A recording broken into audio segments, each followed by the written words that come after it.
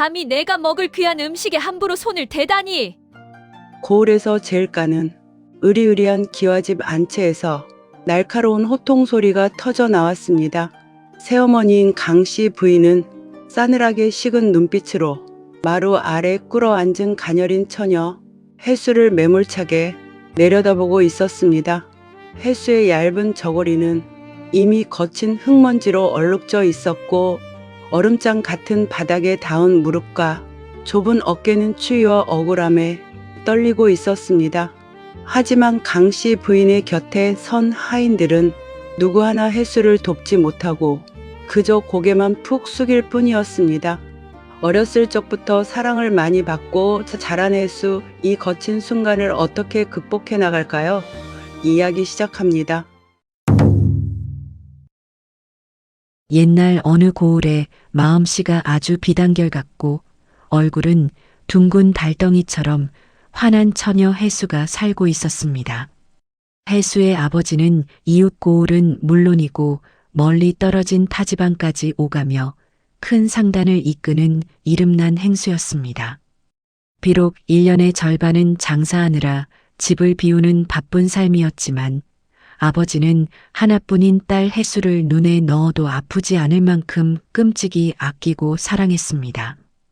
아버지가 집을 비울 때마다 어린 딸이 외로울까 염려했던 아버지는 몇 해 전 겉보기에는 참하고 부지런해 보이는 강씨 부인을 새어머니로 맞이했습니다. 아버지가 집에 머물 때면 강씨 부인은 마치 자신이 낳은 친딸이라도 되는 것처럼 해수의 머리를 곱게 빗겨주고 가장 좋은 반찬을 밥 위에 얹어주며 다정하게 웃어 보였습니다. 아버지는 그런 두 사람의 모습을 보며 마음을 푹 놓고 장사에만 전념할 수 있었지요. 하지만 그 평화로운 시간은 아버지가 아주 먼 지방으로 큰 거래를 트기 위해 긴 여정을 떠나던 날 산산조각이 나고 말았습니다.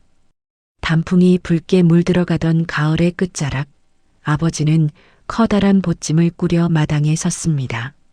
아버지는 해수의 거칠어진 손을 꼭 쥐며 이번 장사는 제법 길어질 테니 새어머니 말씀 잘 듣고 밥을 든든히 먹고 있으라며 따뜻하게 당부했습니다. 강씨 부인 역시 눈가를 소매로 훔치며 무사히 다녀오시기만 하면 집안일과 해수 걱정은 조금도 하지 마시라며 간곡하게 배웅을 했습니다. 그러나 굳게 닫힌 대문 너머로 아버지의 상단이 멀어지는 소리가 완전히 끊어지자마자 기와집 안의 공기는 무섭도록 서늘하게 바뀌기 시작했습니다. 강씨 부인은 얼굴에 흐르던 거짓 눈물을 닦아내더니 곧바로 안방의 윗목에 자리를 잡고 앉아 매서운 눈빛으로 집안 하인들을 불러 모았습니다. 그녀는 그동안 아버지의 눈치를 보느라 숨겨두었던 탐욕스러운 본색을 서서히 드러내기 시작한 것입니다. 가장 먼저 한 일은 아버지를 오랫동안 모셔오던 충직한 하인들을 이런저런 트집을 잡아 모두 쫓아내는 것이었습니다. 그 빈자리에는 오로지 돈만 밝히고 강씨 부인에게 아부하는 자신의 사람들을 채워 넣었습니다. 해수는 집안의 분위기가 하루아침에 흉흉해지는 것을 느끼며 가슴을 졸였지만 아버지가 없는 집안에서 이미 실권을 장악한 새어머니의 뜻을 거스를 수는 없었습니다. 시간이 흘러 첫눈이 내리고 고을 우물이 꽁꽁 얼어붙을 만큼 혹독한 겨울이 찾아왔습니다. 원래대로라면 아버지의 무사함을 알리는 서신이 몇 통이나 당도했어야 할 시간이었습니다. 해수는 매일같이 대문 앞을 서성거리며 아버지가 보낸 소식을 기다렸지만 이상하게도 단 한 장의 서신조차 오지 않았습니다. 해수는 아버지가 눈길에 큰 사고라도 당한 것은 아닌지 밤마다 눈물로 지새웠습니다. 하지만 그것은 모두 강씨 부인의 치밀한 속셈이었습니다. 아버지가 꼬박꼬박 보내오는 서신들은 대문 문지기의 손을 거쳐 강씨 부인의 치마폭 속으로 감쪽같이 사라지고 있었던 것입니다. 강씨 부인은 남편이 없는 틈을 타 집안의 곡식과 재물을 조금씩 뒤로 빼돌려 자신의 재산으로 불리고 있었고 그 사실을 가장 먼저 알아챌 눈치 빠른 혜수가 그저 눈의 가시처럼 여겨졌습니다. 어떻게든 혜수를 안채해서 멀리 쫓아낼 궁리만 하던 강씨 부인에게 마침내 그럴듯한 기회가 찾아왔습니다. 동지가 며칠 남지 않은 유난히도 춥던 밤 강씨 부인은 자신이 먹을 쌀밥과 귀한 고기 반찬이 담긴 소반이 엎어져 있는 것을 보고는 다짜고짜 혜수가 배가 고파 음식을 훔쳐 먹으려다 버린 짓이라고 억지를 부렸습니다. 혜수는 절대 자신이 한 일이 아니라며 눈물로 호소했지만 이미 강씨 부인에게 매수된 하인들은 입을 굳게 다물고 있었습니다. 결국 혜수는 살을 애는 추위 속에서 두꺼운 속옷 하나 챙겨 입지 못한 채 집안 뒷산과 맞닿아 있는 어둡고 으슥한 헛간으로 쫓겨나고 말았습니다. 그곳은 쥐들이 들끓고 언제 부서졌는지 모를 깨진 항아리들과 낡은 농기구들만 나뒹구는 버려진 창고였습니다. 차가운 흙바닥에 주저앉은 혜수는 매서운 문풍지 소리를 들으며 몸을 둥글게 웅크렸습니다.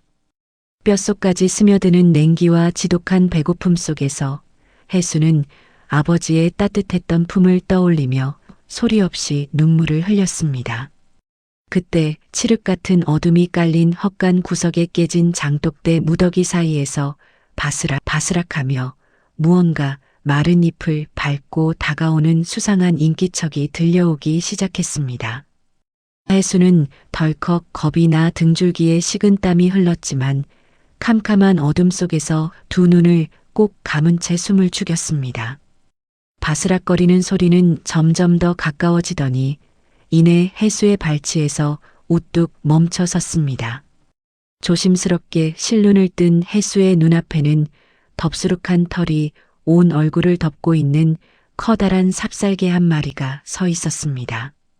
길을 잃고 떠돌아다닌 것인지 삽살개의 복슬복슬한 털에는 흙먼지와 마른 풀잎이 잔뜩 엉겨붙어 있었고 뼈가 앙상하게 드러난 몸은 매서운 추위에 바들바들 떨리고 있었습니다. 보통의 사람이라면 갑자기 나타난 커다란 동물에 놀라 소리를 치며 쫓아냈겠지만 혜수는 왠지 모르게 자신처럼 갈 곳을 잃고 헛간까지 찾아든 그 동물의 모습에서 깊은 연민을 느꼈습니다. 너도 이 추운 겨울밤에 갈 곳이 없어 얘까지 온 것이구나. 참으로 고단하고 춥겠구나. 혜수는 자신도 모르게 손을 뻗어 삽살개의 차가운 머리를 쓰다듬어 주었습니다.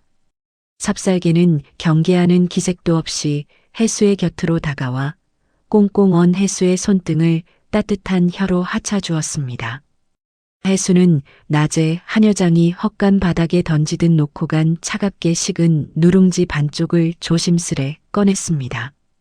그것이 혜수가 하루 동안 먹을 수 있는 유일한 식량이었지만 혜수는 한치의 망설임도 없이 누룽지를 잘게 부수어 깨진 사기 그릇에 담아 삽살개 앞으로 밀어주었습니다.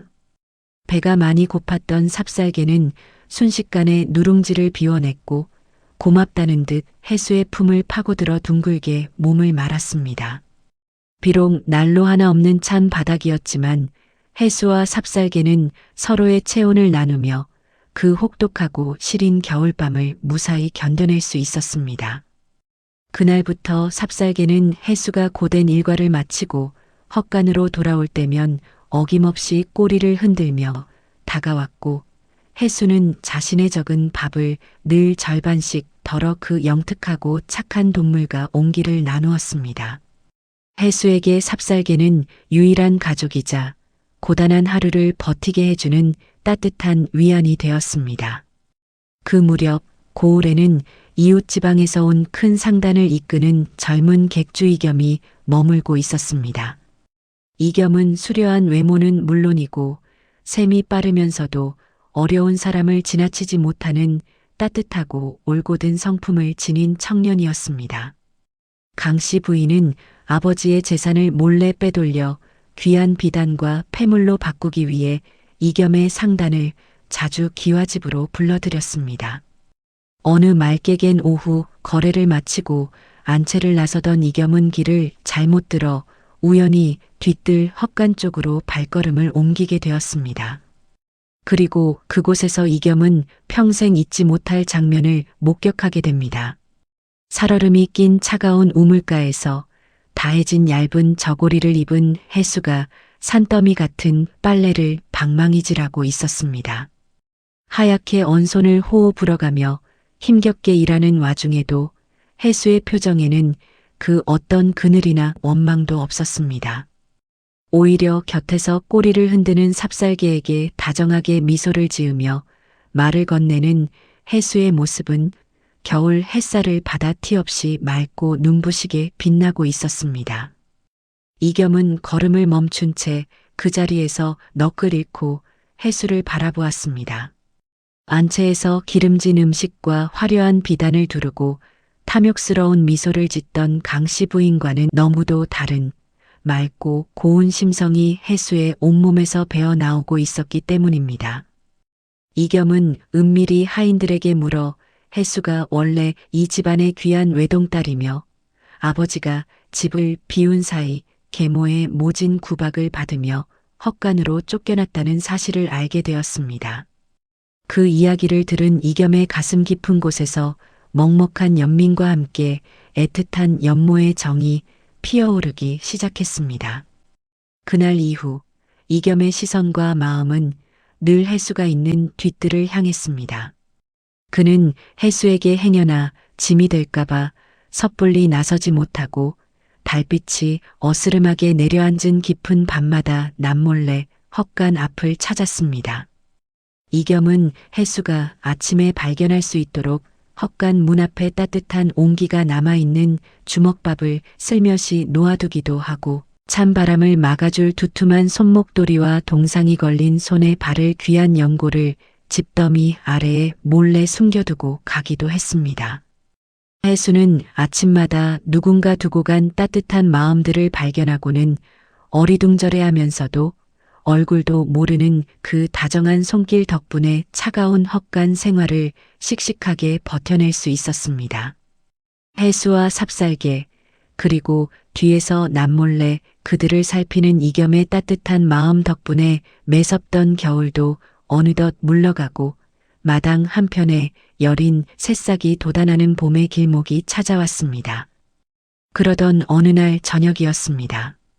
평소라면 헛간 안에서 해수의 무릎을 베고 조용히 잠이 들었을 삽살개가 갑자기 밖으로 뛰쳐나가더니 후원의 사람 발길이 닿지 않는 으슥한 담벼락 구석을 향해 맹렬하게 짖기 시작했습니다. 삽살개는 무언가에 크게 쫓기는 것처럼 다급하게 앞발로 얼어붙은 흙바닥을 파헤치기 시작했고 그 기이하고 다급한 행동에 놀란 해수가 서둘러 헛간 밖으로 나와 삽살개가 파놓은 깊은 구덩이 안을 들여다본 순간이었습니다. 깊게 파인 흙구덩이 안에는 사람의 손길이 닿은 지 제법 오래되어 보이는 자그마한 항아리 하나가 반쯤 모습을 드러내고 있었습니다. 겉면은 두꺼운 기름종이로 단단하게 감싸여 있었고 그 위에는 물이 스며들지 못하도록 굵은 새끼줄이 여러 겹으로 꽁꽁 묶여 있었습니다. 해수는 덜덜 떨리는 손으로 흙투성이가 된 항아리를 조심스럽게 꺼내어 바닥에 내려놓았습니다. 삽살개는 마치 자신이 아주 큰 일을 해냈다는 듯이 꼬리를 살랑거리며 항아리 주변을 빙글빙글 맴돌았습니다. 해수는 조심스러운 손길로 새끼줄을 풀고 기름종이를 벗겨냈습니다. 달빛 아래 드러난 항아리의 뚜껑을 열자 그 안에는 낡은 비단보에 소중하게 쌓인 물건들이 가득 들어 있었습니다. 떨리는 마음으로 비단보를 풀어 헤친 해수의 두 눈이 커다랗게 벌어졌습니다. 그곳에는 낯익은 글씨체가 적힌 여러 통의 서신들과 함께 집안의 대소사를 증명하는 중요한 문서들이 빼곡하게 담겨 있었습니다. 그것은 바로 아버지가 타지방에서 해수에게 보냈던 안부 편지들이었습니다. 해수는 떨리는 손으로 가장 위에 놓인 서신을 펼쳐들었습니다. 편지에는 먼 길을 오가느라 몸은 고단하지만 장사가 아주 크게 번창하여 큰 재물을 모았다는 기쁜 소식과 함께 집에 홀로 남겨두고 온 사랑하는 딸 혜수에 대한 절절한 그리움이 가득 적혀 있었습니다. 아버지는 머지않아 큰 상단을 이끌고 고향으로 돌아올 것이니 부디 건강하게 잘 지내고 있으라는 따뜻한 당부를 남기셨던 것입니다. 그뿐만이 아니었습니다. 서신들 밑에는 집안의 전답과 기와집의 진짜 주인이 누구인지 명시되어 있는 진짜 집문서와 땅 문서가 고스란히 들어 있었습니다. 강 씨 부인은 아버지가 돌아오기 전에 이 모든 서신을 중간에서 가로채어 숨겨두고 집안의 귀한 문서들마저 몰래 빼돌려 깊은 땅 속에 묻어두었던 것입니다. 그녀의 목적은 아버지가 없는 틈을 타 집과 땅을 모두 팔아넘기고 그 큰 돈을 챙겨 멀리 도망가려는 무서운 속셈이었습니다. 모든 진실을 알게 된 혜수는 안도감과 서러움이 뒤섞인 눈물을 뚝뚝 흘렸습니다. 아버지가 무사히 살아계시다는 사실에 가슴을 쓸어내리면서도 그동안 새어머니의 거짓말에 속아 차가운 헛간에서 추위와 굶주림에 떨어야 했던 지난날들이 떠올라 하염없이 눈물이 쏟아졌습니다. 삽살개는 우는 혜수의 곁으로 다가와 앞발을 내밀며 다정하게 눈물을 하차주었습니다. 바로 그때 헛간 뒤편의 어두운 나무 그림자 사이에서 조심스러운 발걸음 소리가 들려왔습니다. 깜짝 놀란 혜수가 서신을 품에 안고 몸을 움츠리자 달빛을 받으며 한 사내가 조용히 모습을 드러냈습니다. 그는 바로 매일 밤 혜수의 헛간 앞에 따뜻한 음식과 물건을 몰래 두고 가던 객주 총각 이겸이었습니다. 이겸은 오늘 밤에도 혜수에게 주려고 각 구워낸 따뜻한 고구마를 품에 안고 왔다가 삽살개가 땅을 파고 혜수가 항아리를 발견하는 모든 과정을 숨죽여 지켜보고 있었던 것입니다. 놀라지 마십시오. 당신을 해치러 온 사람이 아닙니다. 이겸은 부드럽고 차분한 목소리로 말하며 혜수에게 다가왔습니다.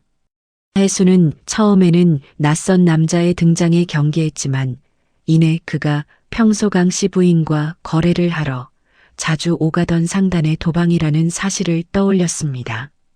무엇보다 이겸의 맑고 다정한 눈빛을 본 순간 혜수는 그가 매일 밤 자신에게 따뜻한 온기를 나누어 주었던 고마운 은인이라는 것을 직감적으로 깨달을 수 있었습니다. 이겸은 흙바닥에 무릎을 꿇고 앉아 혜수가 들고 있는 문서들을 찬찬히 살펴보았습니다. 상단을 이끌며 세상 물정에 밝았던 이겸은 단번에 강씨 부인의 얕은 수를 간파해냈습니다. 이겸은 최근 강씨 부인이 자신에게 집안의 값비싼 폐물들을 급하게 처분해 달라고 부탁했던 일과 이웃 고을의 부자에게 집과 땅을 몰래 팔아넘기려 흥정을 벌이고 있다는 소문을 들려주었습니다. 퍼즐 조각이 맞춰지듯 모든 상황이 분명해졌습니다. 강씨 부인은 아버지가 돌아오기 직전인 바로 며칠 뒤 이 모든 집안의 재산을 처분하고 야반도주를 할 계획이었던 것입니다. 이겸은 혜수의 작은 손을 따뜻하게 감싸주며 절대로 혼자서 이 짐을 지게 두지 않겠다고 굳게 약속했습니다. 두 사람은 삽살개가 찾아준 서신과 문서들을 다시 항아리에 담아 안전한 곳에 숨기고 강씨 부인의 악행을 막아낼 지혜로운 계획을 세우기 시작했습니다. 이겸은 상단의 힘을 빌려 아버지가 계신 곳으로 급히 사람을 보내고 강씨 부인이 재산을 처분하려는 거래 현장을 덮칠 묘안을 짜내었습니다. 혜수 역시 더 이상 눈물만 흘리는 약한 처녀가 아니었습니다. 아버지가 돌아오실 때까지 온전히 이 집안을 지켜내겠다는 단단한 결심이 혜수의 두 눈에 빛나고 있었습니다. 그렇게 두 사람이 머리를 맞대고 속삭이던 깊은 밤 갑자기 헛간으로 향하는 작은 쪽문 쪽에서 요란한 발걸음 소리와 함께 횃불의 붉은 불빛이 어른거리기 시작했습니다. 매서운 바람을 타고 들려오는 쇳소리 섞인 목소리는 다름 아닌 강씨 부인의 신복인 하인 우두머리였습니다. 한밤중에 뒷뜰에서 수상한 소리가 들린다는 다른 하인의 말을 듣고 불시에 순찰을 도는 중이었습니다. 절체절명의 위기 속에서 이겸은 찰나의 기지를 발휘했습니다. 그는 재빨리 해수와 삽살개를 헛간 안쪽의 깊숙한 그림자 속으로 밀어넣고는 자신은 마당 한편에 산더미처럼 쌓여있던 거대한 볏짚단 틈새로 몸을 숨겼습니다. 그와 동시에 영특한 삽살개는 마치 상황을 모두 이해라도 한 것처럼 앞발을 바쁘게 움직여 자신들이 파놓았던 흙구덩이 위로 마른 풀과 지풀들을 싹싹 긁어덮기 시작했습니다. 그러고는 흙구덩이 바로 위에 털썩 엎드려 둥글게 몸을 말고는 원래부터 그 자리에서 깊은 잠에 빠져 있었던 것처럼 조용히 숨을 골랐습니다. 잠시 후 헛간의 낡은 문이 거칠게 열리며 붉은 횃불이 좁은 내부를 환하게 비추었습니다. 험상궂은 표정의 하인 우두머리가 날카로운 눈초리로 헛간 구석구석을 훑어보았습니다. 해수는 애써 놀란 가슴을 진정시키며 추위에 떨다 잠에서 막 깬 것처럼 부스스한 모습으로 바닥에 웅크려 앉아 있었습니다. 횃불의 불빛이 집더미 위에 엎드려 있는 커다란 삽살개를 향하자 삽살개는 귀찮은 듯 꼬리를 한 번 탁 치고는 커다란 하품을 늘어지게 해보였습니다. 하인 우두머리는 헛간 안에는 그저 추위에 떠는 가엾은 처녀와 털이 북실북실한 커다란 강아지 한 마리뿐이라는 사실을 확인하고는 코웃음을 치며 발길을 돌렸습니다. 그들이 횃불을 들고 안채 쪽으로 완전히 멀어지고 나서야 해수와 이겸은 참았던 숨을 길게 내쉬었습니다.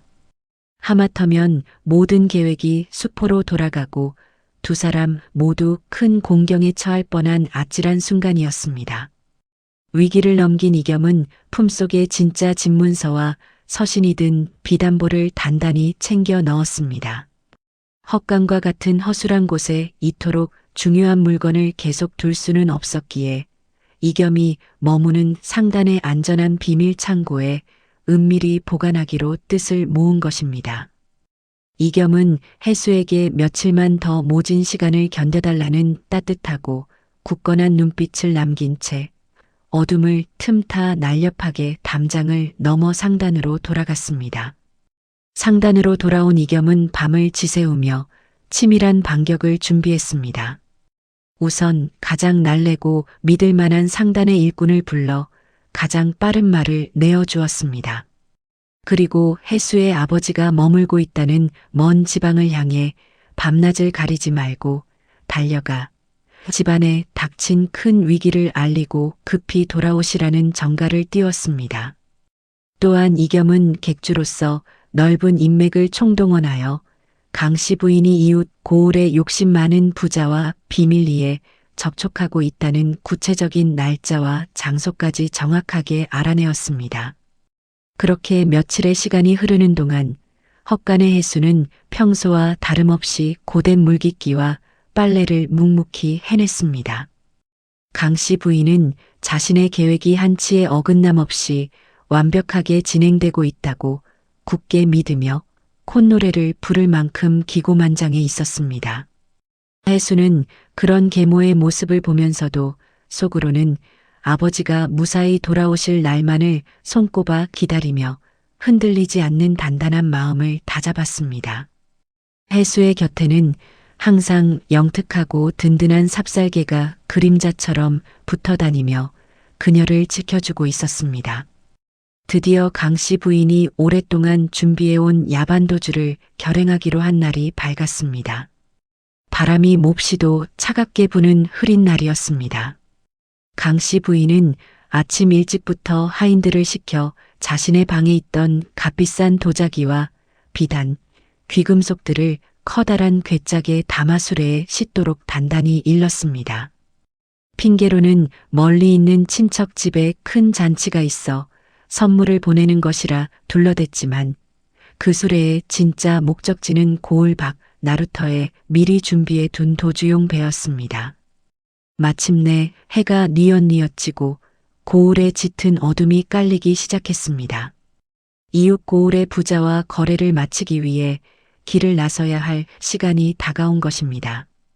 강 씨 부인은 집안의 하인들을 모두 안채에서 멀리 떨어진 행랑채로 보내 저녁을 먹게 하고는 자신은 아무도 모르게 후원의 으슥한 담벼락 쪽으로 은밀한 발걸음을 옮겼습니다. 그곳은 바로 며칠 전 해수와 삽살개가 흙을 파내어 진짜 집문서를 꺼내어 갔던 바로 그 자리였습니다.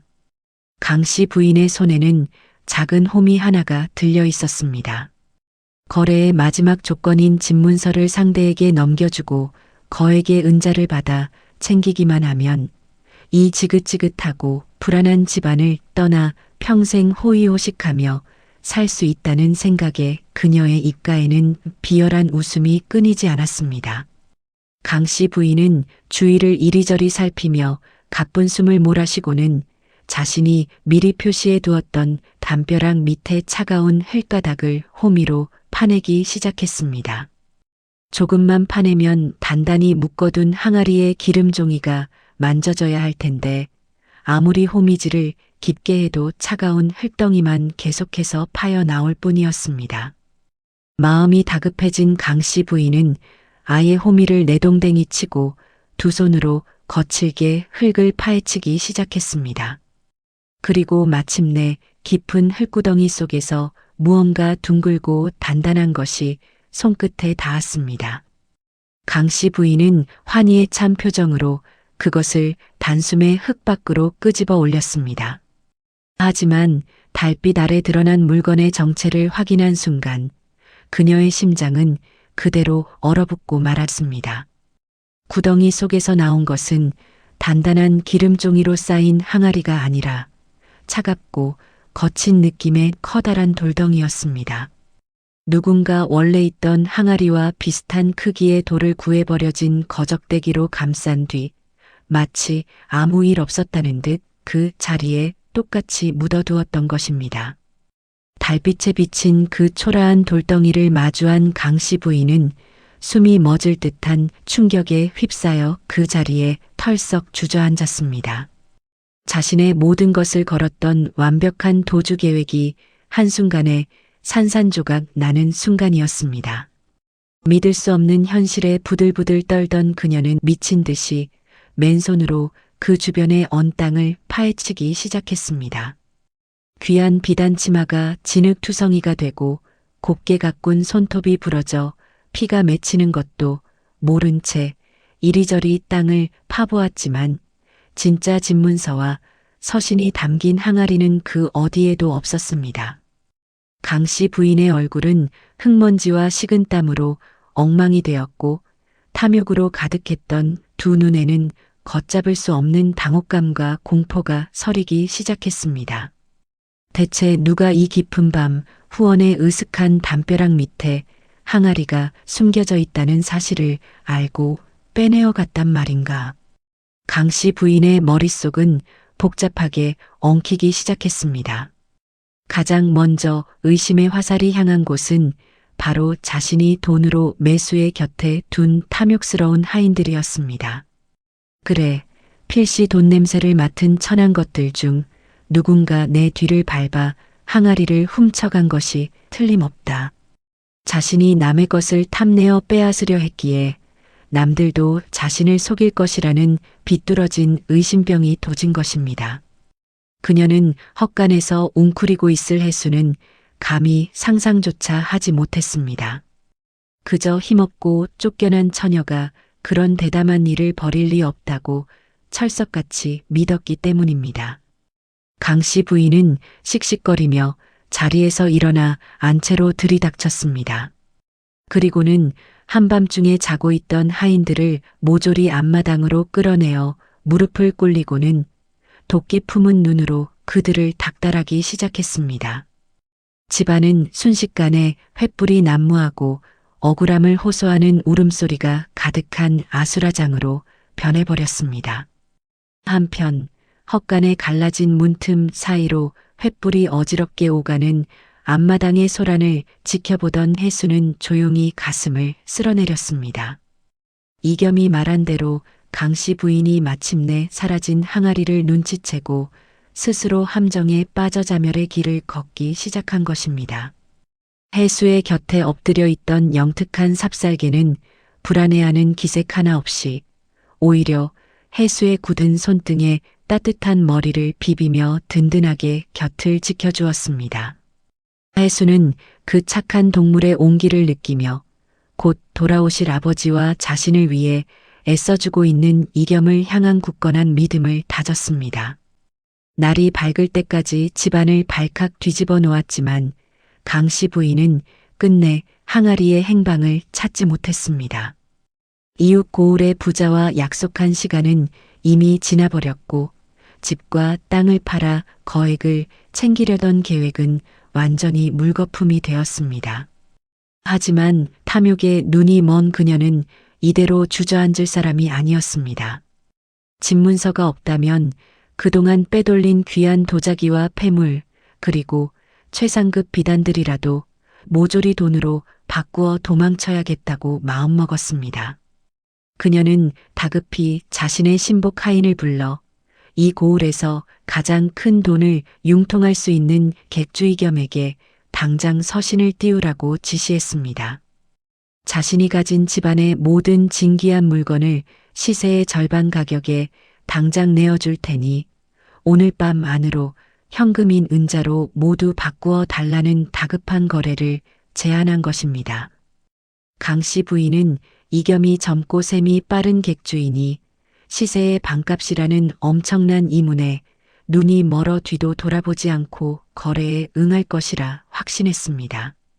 같은 시각 상단의 객주방에서 강씨 부인의 다급한 전가를 받아든 이겸의 입가에는 서늘하고도 지혜로운 미소가 번졌습니다. 모든 것이 이겸이 치밀하게 계산해둔 덫의 방향대로 흘러가고 있었기 때문입니다. 이겸은 상단의 회계 장부를 관리하는 서기를 불러 무언가를 꼼꼼하게 확인하고는 차분하지만 단호한 목소리로 상단의 일꾼들에게 지시를 내렸습니다. 가장 큰 짐술의 세 대를 준비하고 상단의 건장한 일꾼들을 모두 집합시키게. 오늘 밤 저 탐욕의 뿌리를 완전히 뽑아낼 것이다. 어둠이 다시 고을에 짙게 내려앉은 깊은 밤. 강씨 부인은 안채의 은밀한 방에 산더미처럼 쌓아둔 보물 상자들 사이에서 초조하게 발을 구르고 있었습니다. 이겸이 가져올 막대한 은자만 손에 쥐면 강가에 숨겨둔 배를 타고 누구도 찾을 수 없는 곳으로 떠나 평생 떵떵거리며 살 수 있었습니다. 얼마 지나지 않아 대문 밖에서 무거운 수레바퀴 소리와 함께 여러 사람의 묵직한 발걸음 소리가 들려왔습니다. 드디어 거래를 마칠 이겸이 도착한 것입니다. 강씨 부인은 환한 미소를 지으며 버선발로 마중을 나갔습니다. 굳게 닫혀있던 대문이 육중한 소리를 내며 열리고 여러 개의 밝은 횃불을 든 상단 일꾼들의 호의를 받으며 이겸이 마당 안으로 성큼성큼 걸어 들어왔습니다. 그런데 평소 언제나 온화하고 부드러운 미소를 짓던 다정한 청년의 모습은 온데간데 없고 매서운 겨울바람보다 더 차갑고 위압적인 대객주의 기운을 뿜어내는 이겸의 서늘한 눈빛이 강씨 부인을 향해 곧장 날아들고 있었습니다. 횃불이 일렁이는 앞마당의 공기는 차갑게 얼어붙어 있었고 이겸의 서늘한 눈빛과 마주친 강씨 부인은 등골을 타고 흐르는 오싹한 기운에 흠칫 놀랐습니다. 하지만 마음이 다급했던 그녀는 애써 태어난 척 억지 웃음을 지어 보이며 이겸을 맞이했습니다. 서둘러 집안을 빠져나가야겠다는 생각에 눈이 먼 그녀는 하인들을 시켜 마당 한가운데에 산더미처럼 쌓아둔 커다란 보물 상자들의 뚜껑을 활짝 열어젖혔습니다. 밝은 횃불 아래로 집안 대대로 내려오던 은은한 빛깔의 최고급 도자기들과 눈이 부시도록 화려한 비단, 가리고 영롱하게 빛나는 진귀한 폐물들이 쏟아질 듯 모습을 드러냈습니다. 시세의 반값에 넘기더라도 평생을 떵떵거리며 호의호식할 수 있을 만큼 어마어마한 재물이었습니다. 하지만 젊고 영민한 객주 이겸은 번쩍이는 보물들을 보고도 놀라워하기는커녕 눈길조차 제대로 주지 않은 채 무거운 침묵만 지키고 있었습니다. 어서 은자를 내어주시게. 상단의 객주가 참으로 느리군. 강씨 부인이 약속한 은자를 내놓으라며 초조하게 재촉하자 이겸은 등 뒤에 서 있던 상단의 서기에게 턱짓으로 가벼운 신호를 보냈습니다. 그러자 서기는 품에서 두툼한 장부 한 권을 펼쳐들고는 상자 안의 물건들과 장부의 기록을 하나하나 꼼꼼하게 대조하기 시작했습니다. 그 기묘한 행동에 강씨 부인의 얼굴에는 서서히 당혹감이 어리기 시작했습니다. 잠시 후 확인을 마친 서기가 고개를 끄덕이자 이겸이 마침내 무거운 입을 열었습니다. 그의 목소리는 한겨울의 서리처럼 차갑고 단호했습니다. 이겸은 상자 안에 있는 비단과 폐물들이 모두 이 집안의 진짜 주인이신 어르신께서 타지방에서 피땀 흘려 장사를 하며 들여온 귀한 물건들이며 객주로서 출처가 불분명한 작물을 함부로 사들릴 수는 없다고 쐐기를 박았습니다. 남의 물건을 훔쳐 판다는 말에 화들짝 놀란 강씨 부인은 남편이 집을 비운 사이 자신이 이 집안의 안주인이니 모든 재산을 마음대로 처분할 권리가 있다며 목에 핏대를 세우고 억지를 부리기 시작했습니다. 그러나 이겸은 한치의 흔들림도 없이 그녀의 주장을 정면으로 받아쳤습니다. 상단의 엄격한 법도와 고을의 규칙에 따라 이토록 막대한 규모의 가산을 처분하려면 반드시 집주인의 확실한 장표가 찍힌 서신이나 집문서가 있어야만 정당한 거래가 가능하다는 것이었습니다. 집문서와 서신이라는 말에 강씨 부인의 얼굴은 순식간에 하얗게 질려버렸습니다. 바로 어젯밤 후원 담벼락 밑에서 감쪽같이 사라져버린 바로 그 물건들이었기 때문입니다. 강씨 부인은 떨리는 입술을 꽉 깨물며 도둑이 들어 중요한 문서를 잃어버렸으니 일단 자신을 믿고 은자부터 내어달라고 구차한 생떼를 썼습니다. 이겸은 차가운 미소를 지으며 정집문서가 없다면 이 집안의 유일한 핏줄이자 정당한 후계자의 허락이라도 직접 받아오라고 맞섰습니다. 집안의 위저른이 부재 중일 때는 그 핏줄이 모든 권리를 대신한다는 지극히 당연한 이치를 내세운 것입니다. 강씨 부인은 코웃음을 치며 그깟 세상 물정 모르는 어린 처녀의 허락이 무슨 대수냐며 하인들에게 당장 헛간에 있는 해수를 마당으로 끌고 오라고 소리쳤습니다. 꾀죄죄하고 주눅든 해수를 사람들 앞에서 대충 윽박질러 억지로 입을 막을 심산이었던 것입니다. 매수된 하인들이 막대기를 들고 헛간으로 향하려던 바로 그때였습니다. 이겸이 조용히 한쪽 팔을 들어 올리자 마당을 철통같이 둘러싸고 있던 상단의 건장한 일꾼들이 양옆으로 갈라지며 한가운데에 길을 열었습니다. 그리고 그 길 끝 어둠이 짙게 깔린 마당 너머에서 누군가 천천히 그리고 곧은 걸음걸이로 걸어 들어오고 있었습니다. 강씨 부인은 자신의 두 눈을 의심하며 그 자리에 돌처럼 얼어붙고 말았습니다. 환한 횃불빛을 받으며 걸어 들어온 사람은 다름 아닌 해수였습니다.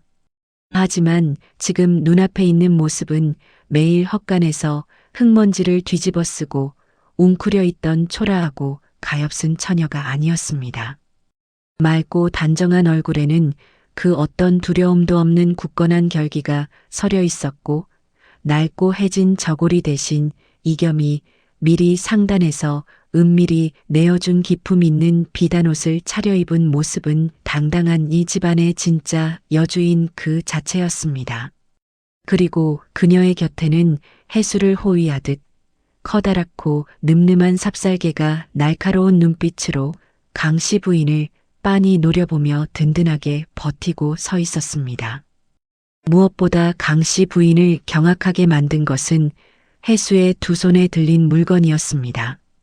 해수는 어젯밤 강 씨 부인이 그토록 미친 듯이 땅을 파며 찾아 헤매던 두꺼운 기름종이로 단단하게 쌓인 바로 그 진짜 항아리를 가슴에 소중하게 품고 있었습니다.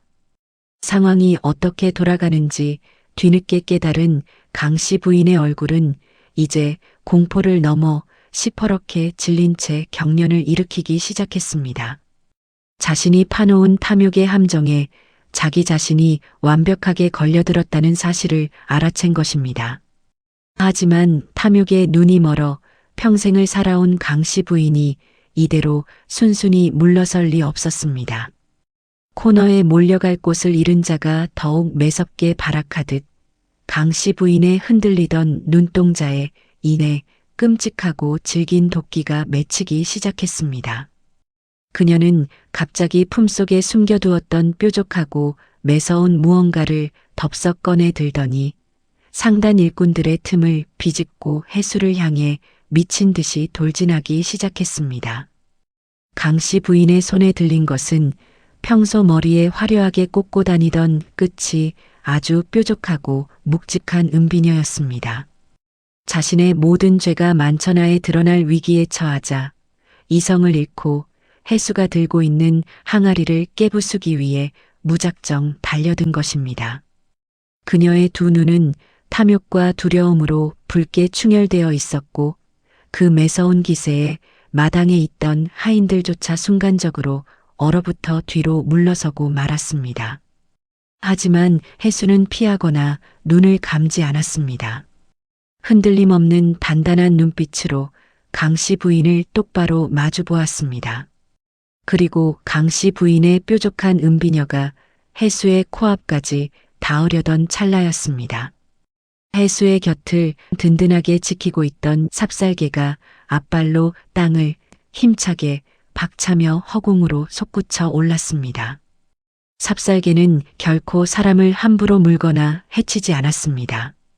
그저 커다란 몸집과 날랜 동작을 이용해 강 씨 부인이 지켜든 팔의 두꺼운 비단 소매자루를 꽉 물고는 그대로 바닥을 향해 꾹 눌러버렸습니다. 거대한 동물의 무게와 억센 힘에 밀린 강 씨 부인은 둔탁한 소리와 함께 차가운 마당 흙바닥에 볼품없이 나뒹굴고 말았습니다. 손에 쥐고 있던 비녀는 저 멀리 튕겨나가 흙구덩이에 처박혔고 그녀의 화려했던 머리채는 산발이 되어 흙먼지를 뒤집어 쓰고 말았습니다. 그 틈을 놓치지 않고 이겸이 눈짓을 하자 상단의 건장한 일꾼들이 순식간에 달려들어 바닥에 엎어진 강 씨 부인을 포위했습니다. 탐욕에 눈이 멀어 가족을 버리고 도망치려던 그녀의 마지막 발악이 그토록 허무하고 처참하게 꺾이는 순간이었습니다. 삽살개는 강 씨 부인이 더 이상 나쁜 짓을 하지 못하도록 곁에서 묵직하게 자리를 지키며 경고했고 그 늠름하고 충직한 모습에 마당에 있던 모든 사람이 감탄을 금치 못했습니다. 이겸은 정중한 태도로 해수에게 다가가 가볍게 고개를 숙였습니다. 이제 이 집안의 진짜 주인이 누구인지 모든 사람 앞에서 확실하게 증명할 시간이 온 것입니다. 해수는 품에 안고 있던 항아리를 마당 한가운데에 내려놓고 단단하게 묶인 새끼줄과 기름종이를 차분하게 풀어냈습니다. 그리고 그 안에서 아버지의 익숙한 글씨체가 적힌 여러 통의 서신과 집안의 모든 전답이 기록된 진짜 집문서를 꺼내어 높이 들어 올렸습니다. 이겸의 곁에 있던 서기가 서신 중 하나를 건네받아 마당에 모인 모든 사람이 똑똑히 들을 수 있도록 크고 맑은 목소리로 읽어내려가기 시작했습니다. 서신의 내용에는 아버지가 먼 타지방에서 해수를 얼마나 애틋하게 그리워하고 있는지, 그리고 장사가 크게 번창하여 머지않아 엄청난 재물을 이끌고 집으로 돌아오겠다는 기쁜 소식이 고스란히 담겨 있었습니다.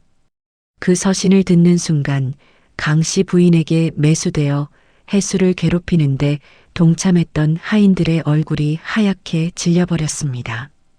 주인이 영영 돌아오지 않을 줄 알고 계모의 편에 서서 못된 짓을 일삼았는데 아버지가 무사할 뿐만 아니라 곧 큰 상단을 이끌고 돌아오신다는 사실을 알게 되자 두려움에 사시나무 떨듯 떨기 시작한 것입니다.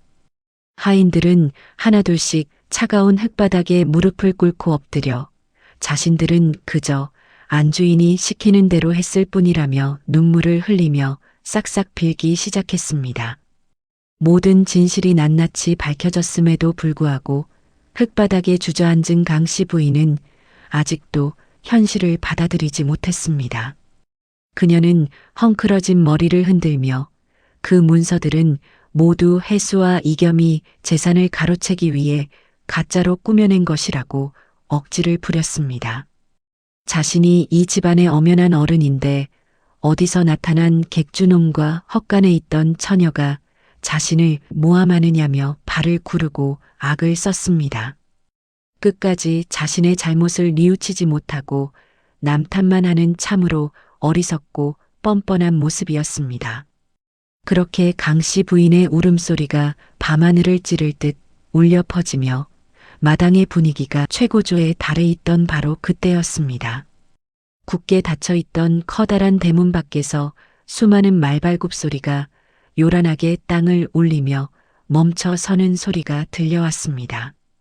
그리고 누군가 육중한 대문을 부서져라 세차게 밀어젖히며 벼락처럼 크고 우렁찬 목소리로 집안에 있는 모든 사람의 숨을 먹게 만들었습니다.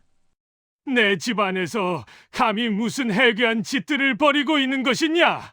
마치 산을 울리는 호랑이의 포효처럼 크고 우렁찬 목소리가 횃불이 일렁이는 앞마당을 쩌렁쩌렁하게 울렸습니다. 육중한 대문이 활짝 열리며 나타난 사람은 다름 아닌 그토록 오랜 시간 가족의 품을 떠나 타지방에서 상단을 이끌던 해수의 친아버지였습니다. 아버지는 이겸이 보냈던 정가를 받고 밤낮을 가리지 않고 말을 달려 마침내 집으로 돌아온 것입니다. 아버지의 등 뒤로는 그간 장사가 얼마나 크게 번창했는지를 보여주듯 수십 대의 커다란 짐수레와 건장한 호위 무사들이 마당을 가득 채우며 끝도 없이 밀려들어오고 있었습니다. 살아생전 다시는 보지 못할 것이라 여겼던 남편이 그 어느 때보다 위풍당당한 모습으로 눈앞에 나타나자 강 씨 부인은 숨을 쉬는 것조차 잊은 채 그 자리에 뻣뻣하게 굳어버렸습니다. 헛것을 본 것은 아닌지 두 눈을 비벼보았지만 분노로 이글거리는 남편의 매서운 눈빛은 너무나도 생생한 현실이었습니다.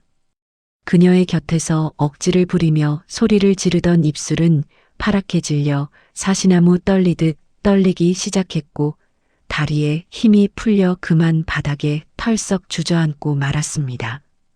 아버지는 바닥에 널브러진 강 씨 부인과 하인들에게는 눈길조차 주지 않고 오직 마당 한가운데에 서 있는 자신의 귀한 딸 해수를 향해 성큼성큼 다가갔습니다. 아버지가 곁에 다가오자 해수는 그동안 참았던 억울함과 그리움이 한꺼번에 밀려와 그만 참았던 눈물을 왈칵 쏟아내고 말았습니다. 아버지는 해수를 넓고 따뜻한 품에 와락 안아주었습니다. 비록 이겸이 내어준 비단옷을 입고 있었지만 뼈만 남은 얇은 어깨와 거칠게 상해버린 딸의 두 손을 어루만지며 아버지 역시 뜨거운 눈물을 흘렸습니다. 아버지는 해수의 등을 토닥이며 못난 아비가 집을 비운 사이 얼마나 고생이 많았느냐며 연신 미안하다는 말을 반복했습니다. 해수는 아버지의 따뜻한 품에서 어린아이처럼 소리내어 울었고 그 눈물에 그동안 헛간에서 겪었던 시린 겨울의 아픔이 눈 녹듯이 씻겨 내려가는 듯 했습니다. 그때 해수의 곁을 든든하게 지키고 있던 삽살개가 다가와 아버지의 바지깃에 머리를 비비며 꼬리를 흔들었습니다. 아버지는 이 영특하고 고마운 동물이 자신의 딸을 숱한 위기에서 구해냈다는 사실을 직감하고는 허리를 굽혀 삽살개의 복슬복슬한 머리를 아주 다정하게 쓰다듬어 주었습니다. 눈물의 상봉을 마친 아버지는 몸을 돌려 객주 이겸에게 다가갔습니다. 아버지는 상단의 도방으로서 쉽지 않은 일이었음에도 불구하고 지혜롭고 용기 있게 자신의 딸을 지켜주고 집안의 위기를 막아준 이겸의 두 손을 맞잡고 깊은 감사의 인사를 전했습니다. 이겸은 겸손하게 고개를 숙이며 자신이 한 일은 그저 착하고 바른 처녀가 억울한 일을 당하지 않도록 조금 거들었을 뿐이라고 대답했습니다. 서로를 바라보는 두 사람의 눈빛에는 깊은 신뢰와 존경이 담겨 있었습니다. 마침내 아버지는 서늘하게 식은 눈동자로 바닥에 엎드려 있는 강씨 부인을 내려다보았습니다. 궁지에 몰린 강씨 부인은 마지막 동아줄이라도 잡으려는 듯 아버지의 바짓가랑이를 부여잡고 애원하기 시작했습니다. 자신은 아버지가 없는 동안 집안을 살뜰히 돌보려 했을 뿐인데 저 객주와 하인들이 작당을 하고 자신을 모함하여 재산을 빼앗으려 한다며 눈물 콧물을 흘리며 억지 거짓말을 늘어놓았습니다. 끝까지 자신의 잘못을 뉘우치지 못하고 뻔뻔하게 변명을 늘어놓는 그 추악한 모습에 아버지는 깊은 탄식을 내뱉으며 매섭게 호통을 쳤습니다. 아버지는 이겸이 보낸 전가를 통해 이미 모든 진실을 샅샅이 알고 있었습니다. 아버지는 강씨 부인이 중간에서 가로채 숨겨두었던 서신들과 진짜 집문서를 그녀의 눈앞에 던지듯 내려놓았습니다. 그리고 이겸의 상단에서 가져온 거래 장부까지 들이밀며 집안의 귀한 재물을 절반 값에 넘기고 혼자 야반도주하려 했던 계획을 낱낱이 꾸짖었습니다. 빼도 박도 못하는 명백한 증거들 앞에서 강씨 부인의 거짓말은 산산조각이 나고 말았습니다. 아버지는 엄중하고 단호한 목소리로 집안의 규율을 바로 세웠습니다. 남편을 속이고 자식을 모질게 핍박하며 집안을 통째로 집어삼키려 한 그 탐욕스러운 죄를 물어 강씨 부인에게서 안주인의 모든 자격을 영원히 박탈했습니다. 그리고 그녀가 걸치고 있던 값비싼 비단옷과 화려한 장신구들을 모조리 빼앗고 당장 내일 날이 밝는 대로 가장 허름한 무명옷 한 벌만 입힌 채 빈손으로 대문 밖으로 영원히 내쫓으라는 엄명을 내렸습니다. 또한 돈에 매수되어 해수를 헛간으로 내쫓고 온갖 구박을 일삼았던 못된 하인들 역시 그동안 모았던 재물을 모두 몰수하고 고을 밖으로 멀리 쫓아버렸습니다. 나쁜 짓을 저지른 자들은 결국 자신이 행한 악업을 고스란히 돌려받아 그토록 피하고 싶어 하던 가난하고 초라한 신세로 굴러떨어지게 된 것입니다. 폭력이나 매질 한 번 없이도 가장 통쾌하고 깔끔하게 집안의 악의 무리들이 쓸려나갔습니다. 다음 날 아침 강씨 부인과 못된 하인들이 초라한 행색으로 고개를 푹 숙인 채 마을을 쫓겨나는 모습을 보며 고을 사람들은 모두 손뼉을 치며 속이 다 시원하다며 기뻐했습니다. 해수가 보여준 따뜻한 선행과 삽살개의 보은이 결국 가장 큰 복이 되어 돌아왔다는 소문은 이웃 고을까지 널리 퍼져나갔습니다. 모든 사건이 해결되고 기와 집에는 다시 따뜻하고 평화로운 봄날이 찾아왔습니다.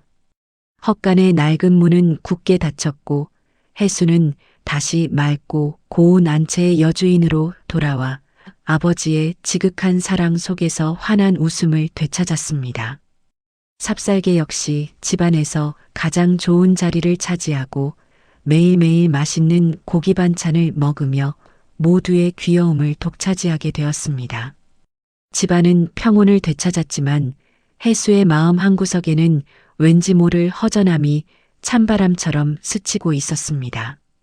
모든 위기를 함께 이겨내며 든든한 버팀목이 되어주었던 이겸이 상단의 임무를 마치고 머나먼 타지로 떠날 채비를 서두르고 있었기 때문입니다. 해수는 미처 전하지 못한 연모의 마음을 가슴 깊이 품은 채 그가 머무는 객주를 향해 천천히 발걸음을 옮겼습니다. 따스한 봄볕이 내려앉은 객주마당은 장사를 떠나려는 일꾼들과 짐수레들로 아침부터 분주했습니다. 그 소란함 속에서도 해수의 눈에는 수레 곁에서 묵묵히 동아줄을 묶고 있는 이겸의 듬직한 뒷모습만 보였습니다. 그녀가 곁으로 다가가자 인기척을 느낀 이겸이 뒤를 돌아보았고 이내 그의 얼굴에 부드럽고 환한 미소가 번졌습니다. 해수는 떨리는 손으로 등 뒤에 감추고 있던 작은 보찜을 꺼내 그의 두 손에 살포시 쥐어주었습니다. 그 보찜 안에는 해수가 며칠 밤을 꼬박 세워가며 한 땀 한 땀 정성껏 지은 튼튼한 누비옷과 차가운 밤바람을 막아줄 부드러운 목도리가 곱게 개켜져 있었습니다. 이겸이 자신을 위해 헛간 앞에 몰래 두고 갔던 따뜻한 물건들에 비하면 보잘것없는 솜씨라며 해수는 수줍게 고개를 숙였습니다. 객주님의 크고 따뜻하신 은혜는 평생토록 잊지 않겠습니다. 부디 이 옷을 입으시고 먼 험한 길, 아프지 말고 건강히 다녀오십시오. 해수의 진심이 듬뿍 담긴 고운 목소리에 이겸은 가슴 벅찬 감동을 느끼며 해수가 건넨 보찜을 소중하게 품에 안았습니다. 아가씨의 곱고 맑은 심지가 결국 스스로를 구한 것입니다. 저 역시 아가씨와 아버님의 은혜를 잊지 않겠습니다. 올해 첫눈이 내릴 무렵 이 상단을 이끌고 다시 꼭 찾아오겠습니다. 그때까지 부디 평안하십시오. 두 사람은 비록 많은 말을 나누지는 않았지만 서로를 바라보는 깊은 눈빛 속에는 수백 마디의 말보다 더 애틋하고 굳건한 믿음이 자리 잡고 있었습니다. 이윽고 상단이 길을 나서고 해수는 이겸의 뒷모습이 마을 어귀에 굽어진 길 너머로 완전히 사라질 때까지 오래도록 그 자리에 서서 손을 흔들어 주었습니다. 그녀의 곁에는 언제나처럼 늠름한 삽살개가 꼬리를 살랑거리며 따뜻하게 발등을 덮어주고 있었습니다. 이겸이 떠난 후 기와집은 다시 예전의 활기차고 평화로운 일상을 되찾았습니다. 아버지는 속이 깊고 지혜로운 딸 해수를 안채에만 머물게 하지 않고 곁에 앉혀 상단의 복잡한 장부를 보는 법과 물건의 이치를 꼼꼼하게 가르쳐 주었습니다. 해수 역시 스펀지처럼 배움을 흡수하며 아버지를 훌륭하게 보필했고 영특한 삽살개는 집안의 든든한 파수꾼 역할을 톡톡히 해냈습니다. 고을 사람들은 모두 해수의 영민함과 착한 심성을 입에 침이 마르도록 칭찬했습니다. 하지만 사람의 욕심이 빚어낸 어두운 그림자는 그 평화로운 시간을 오래 내버려 두지 않았습니다. 이웃 고을에는 강씨 부인과 비밀리에 기와집과 땅을 거저 줍다시피 거래하려 했던 아주 욕심 많고 교활한 최 부자가 살고 있었습니다. 최 부자는 자신이 헐값에 귀한 집과 땅을 차지하려던 계획이 이겸의 날카로운 지혜 때문에 완벽하게 수포로 돌아가자 매일같이 독을 품고 분통을 터뜨리고 있었습니다. 무엇보다 큰 문제는 최 부자가 그 거래를 성사시키면 그곳의 탐욕스러운 관아 사또에게 막대한 은자를 뇌물로 바치기로 굳게 약속해둔 상태였다는 것입니다. 뇌물이 들어오지 않자 잔뜩 심통이 난 사또는 매일같이 최 부자를 압박하며 괴롭히기 시작했고 궁지에 몰린 최 부자는 이 모든 책임을 해수의 아버지와 객주 이겸에게 돌리며 아주 교묘하고 악랄한 안갚음을 꾸미기 시작했습니다. 힘으로 맞붙어서는 정정당당한 큰 상단을 이길 수 없으니 관아의 힘을 빌려 몰래 함정을 파기로 결심한 것입니다. 그 무렵 최 부자는 이웃 고을의 장터를 지나다 아주 기막힌 우연을 맞이하게 됩니다. 장터 한 구석에서 흙먼지를 뒤집어 쓴 채 다해진 무명옷을 입고 동냥을 하며 비참하게 떠돌고 있는 한 여인을 발견한 것입니다. 그녀는 바로 해수의 집에서 빈털터리로 쫓겨나 거리를 떠도는 신세가 된 계모 강씨 부인이었습니다. 비록 지금은 초라한 떠돌이 신세가 되었지만 최 부자는 쾌재를 부르며 속으로 검은 웃음을 지었습니다. 강씨 부인은 오랫동안 안주인 행세를 하며 해수 아버지 상단의 귀한 물건들이 이동하는 경로와 거래처의 비밀을 그 누구보다 속속들이 잘 알고 있는 인물이었기 때문입니다. 최 부자는 벌벌 떠는 강씨 부인을 주막으로 데려가 따뜻한 고기 국밥 한 그릇을 내밀며 다시 예전처럼 비단 옷을 입고 호강하게 해줄 테니 상단의 모든 비밀을 자신에게 넘기라는 은밀하고 검은 거래를 제안했습니다. 찬바람을 맞으며 동냥질을 하던 강씨 부인의 눈빛에 다시금 섬뜩한 탐욕의 불씨가 타오르기 시작했습니다. 그녀는 자신의 잘못을 끝내 뉘우치지 못하고 이 모든 불행이 해수와 이겸 때문이라 굳게 믿으며 최 부자의 악랄한 계획에 기꺼이 손을 잡고 말았습니다. 두 사람은 머리를 맞대고 멀리 장사를 떠난 이겸의 상단과 해수 아버지의 앞길을 완전히 막아버릴 무서운 덫을 치밀하게 설계하기 시작했습니다.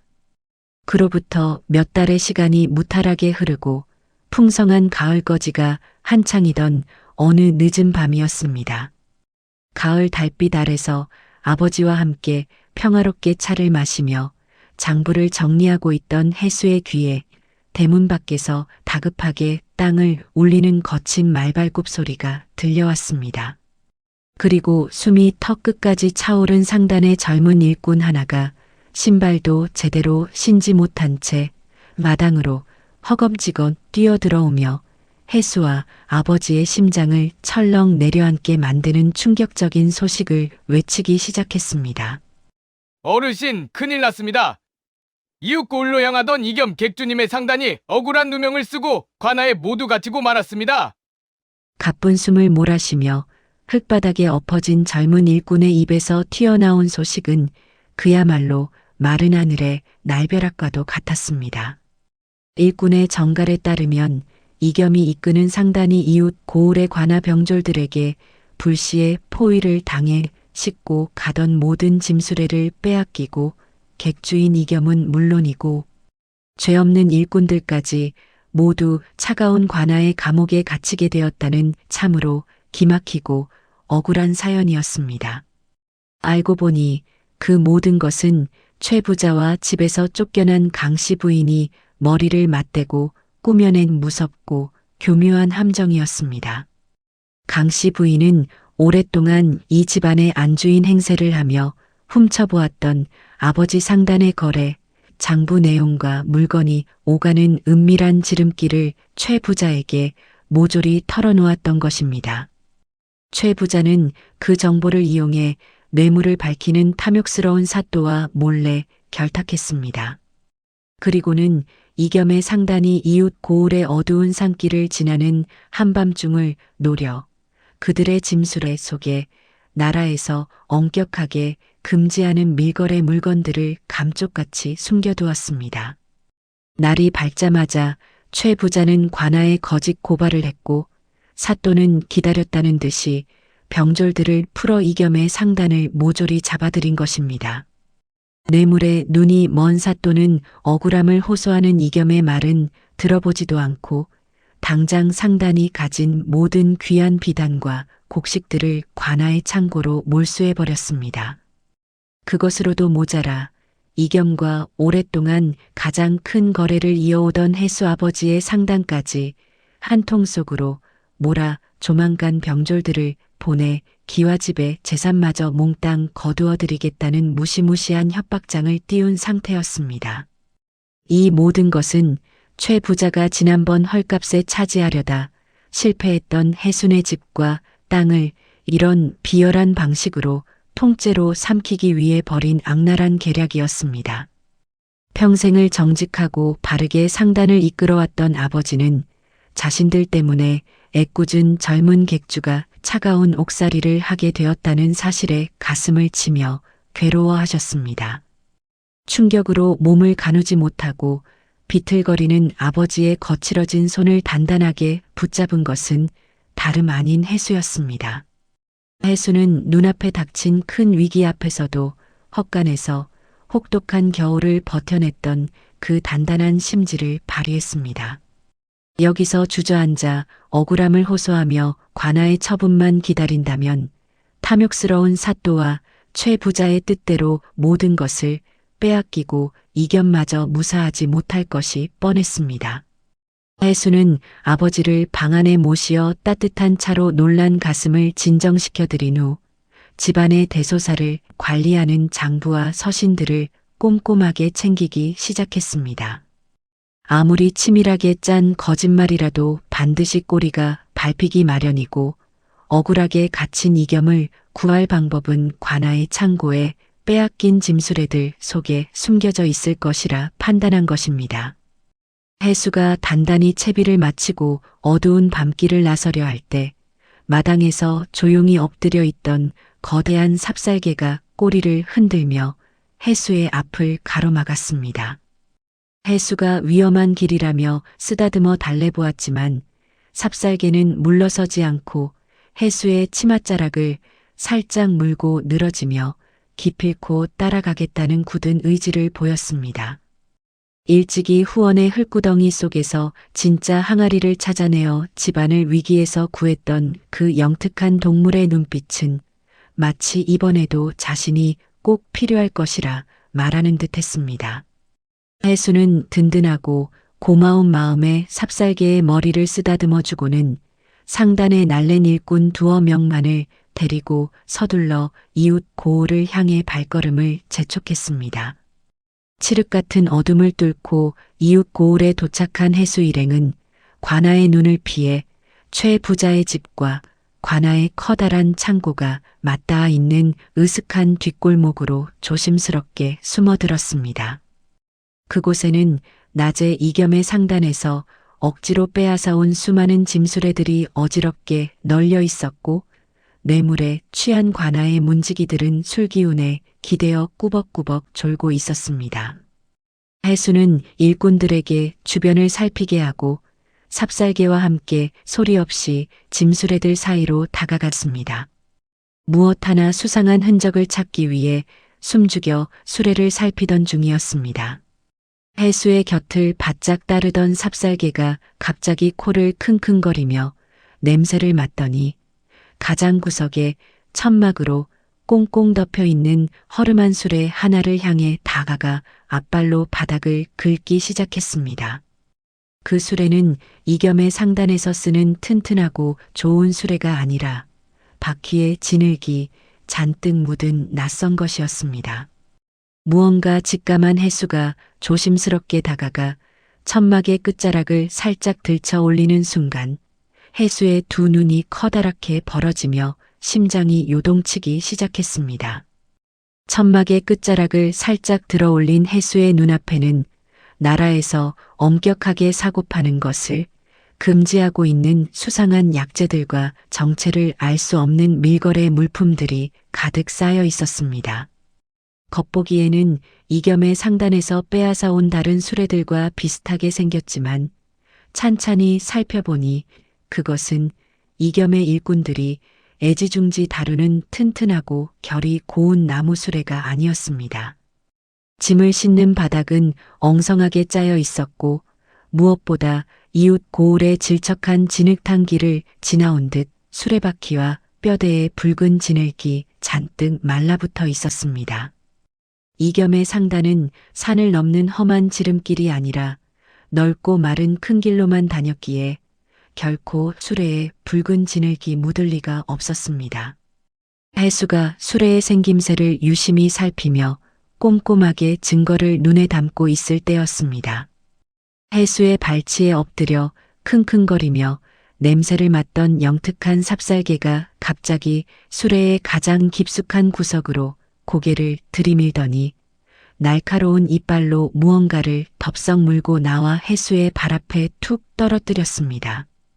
달빛에 비추어 조심스럽게 집어든 그것은 다름 아닌 묵직하고 화려하게 조각된 나무패와 낯익은 비단 조각이었습니다.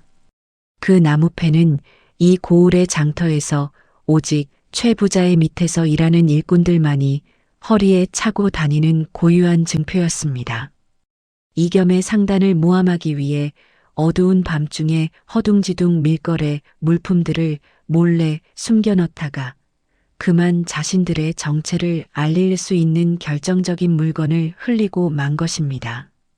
게다가 나무패에 엉켜있는 옥색 비단 조각은 더욱 놀라운 진실을 말해주고 있었습니다. 해수는 단번에 그 천 조각이 누구의 것인지 알아차렸습니다. 며칠 전 쫓겨났던 강씨 부인이 최 부자의 집으로 불려가 은밀한 거래를 맺으며 새로 얻어 입었다던 바로 그 비단 치마의 옷감이었습니다. 욕심에 눈이 멀어 꼬리가 길어지는 것도 모른 채 최 부자와 강씨 부인이 직접 수레에 물건을 숨기다 수레 모서리 못에 치맛자락이 찢겨 나간 것이 분명했습니다.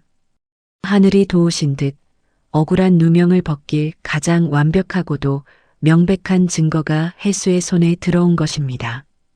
해수는 떨리는 손으로 나무패와 비단 조각을 치마폭 깊숙한 곳에 단단히 숨겼습니다. 그리고 영특한 후각으로 결정적인 단서를 찾아준 삽살개의 머리를 쓰다듬으며 무언의 칭찬을 건넸습니다. 두 사람은 이제 더 지체할 것 없이 이 위험한 관아 창고를 빠져나가 내일 아침 날이 밝는 대로 통쾌한 반격을 시작할 치밀한 계획을 머릿속에 그리고 있었습니다. 바로 그 순간이었습니다. 술에 취해 꾸벅꾸벅 졸고 있던 관아의 문지기 하나가 갑자기 크게 기지개를 켜며 자리에서 일어나는 소리가 들렸습니다. 밤 공기가 차가웠는지 문지기는 횃불을 들고 해수와 삽살개가 숨어있는 수레 쪽을 향해 어슬렁어슬렁 걸어오기 시작했습니다. 해수는 숨소리조차 내지 못한 채 짐술의 뒤로 몸을 바짝 웅크렸고 이마에서는 차가운 식은 땀이 한 방울 흘러내렸습니다. 문지기의 발걸음 소리가 점점 더 가까워져 이제 두세 걸음만 더 내디디면 해수의 옷자락이 발각될 절체절명의 위기였습니다. 그때 해수의 품에 얌전히 안겨있던 삽살개가 소리 없이 바닥으로 내려가더니 문지기가 다가오는 반대편의 어두운 담벼락 쪽으로 날쌔게 몸을 날렸습니다. 그리고는 그곳에 쌓여있던 빈 나무통들을 향해 앞발을 세차게 내뻗었습니다. 우당탕탕 하는 커다란 소리와 함께 나무통들이 바닥으로 요란하게 굴러떨어졌고 정적을 깨는 굉음에 깜짝 놀란 문지기는 횃불을 치켜들고 소리가 난 쪽으로 황급히 달려갔습니다. 거기 누구냐? 문지기가 빈 나무통들 사이를 뒤지며 허둥대는 사이 삽살개는 재빠르게 어둠을 타서 해수가 있는 쪽으로 돌아왔습니다. 해수는 그 틈을 놓치지 않고 삽살개와 함께 짐수레의 그림자를 따라 관아의 뒷담을 무사히 넘어 이웃 고을의 좁은 골목길로 빠져나왔습니다. 하마터면 증거를 모두 빼앗기고 자신마저 관아에 갇힐 뻔한 아찔한 순간을 영특한 삽살개의 기지 덕분에 기적처럼 모면할 수 있었습니다. 안전한 뒷골목으로 빠져나온 해수는 가쁜 숨을 몰아쉬며 생각에 잠겼습니다. 품속에 확실한 증거가 있다고 한들 이미 최 부자에게 막대한 뇌물을 받기로 결탁한 탐욕스러운 사또에게 이것을 들고 간다면 오히려 증거를 빼앗기고 큰 화를 당할 것이 뻔했습니다. 해수는 관아의 부패한 사또에게 기대는 대신 상단을 이끄는 객주로서 아버지가 평생토록 쌓아온 가장 강력하고 정직한 무기를 사용하기로 마음먹었습니다. 그것은 바로 이웃 고을은 물론이고 전국 각지에서 모여든 장터의 수많은 상인들과 백성들의 올곧은 민심이었습니다. 해수는 일꾼들을 시켜 밤을 새워가며 이웃 고을 장터에 머물고 있는 크고 작은 객주들과 상인들에게 비밀리에 정가를 띄웠습니다. 내일 아침 고을 장터 한가운데에서 최 부자와 관아 사또가 꾸민 끔찍하고 더러운 거래의 민낯을 온 천하에 밝히겠으니 모두 모여 달라는 간곡하고도 결연한 부름이었습니다. 이겸 역시 평소 여러 상인들에게 따뜻한 은혜를 많이 베풀었던 터라 억울하게 옥에 갇힌 젊고 바른 객주를 구하기 위해 수많은 상인들이 기꺼이 뜻을 함께하기로 약속했습니다. 드디어 다음 날 아침, 눈이 부시게 맑은 아침 햇살이 이웃 고을의 장터를 비추기 시작했습니다. 아직 이른 시간이었지만 장터의 한가운데에는 수백 명의 상인들과 백성들이 구름대처럼 모여들어 술렁이고 있었습니다. 그리고 그 중심에는 언제나처럼 늠름한 삽살개를 곁에 둔 해수가 단단하고 기품 있는 자태로 서 있었습니다. 해수가 품에서 최 부자의 증표와 강씨 부인의 비단 조각을 꺼내어 사람들에게 높이 들어 올리며 모든 진실을 밝히려는 찰나 장터 한쪽에서 사람들을 거칠게 밀어내며 험악한 기세로 나타난 무리가 있었습니다. 사람들을 거칠게 밀어내며 장터 한가운데로 거만하게 걸어 들어온 자들은 다름 아닌 이번 억울한 사건의 진짜 범인인 이웃 고을의 욕심쟁이 최 부자와 그의 수하들이었습니다. 그리고 최 부자의 등 뒤로는 며칠 전 동량아치 신세에서 벗어나 다시 비단옷을 화려하게 차려입은 계모 강씨 부인이 거드름을 피우며 서 있었습니다. 그들은 아침 일찍부터 장터에 사람들이 구름대처럼 모여 수군거린다는 소식을 듣고 자신들의 악행이 탈로 날까 두려워 관아의 포졸들까지 대동하고 급히 달려온 참이었습니다.